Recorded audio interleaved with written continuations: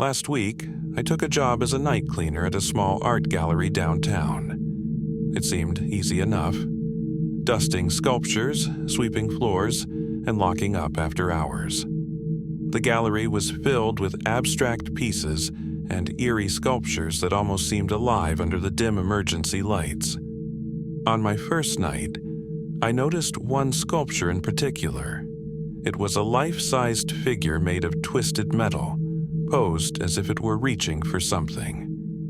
Its empty eye socket seemed to follow me as I worked. I told myself it was just the shadows playing tricks.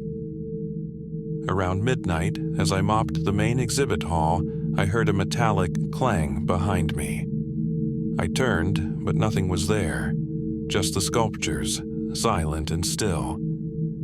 I laughed nervously and went back to work, only to hear the sound again, this time closer. I glanced at the metal figure. Its arm had shifted slightly, as if it had reached out further.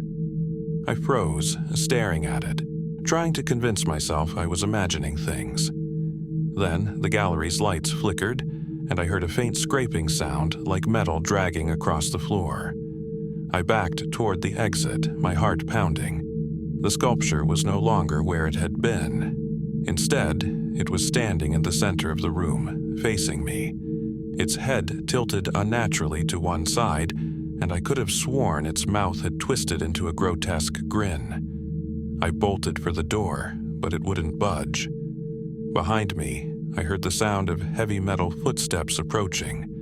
The next thing I remember, I woke up in the alley outside the gallery, gasping for air. My mop and cleaning supplies were scattered around me. When I returned the next day to quit, the gallery manager looked surprised. "We didn't have you scheduled last night," she said, "and we don't have any sculptures like the one you're describing." She showed me the exhibit list.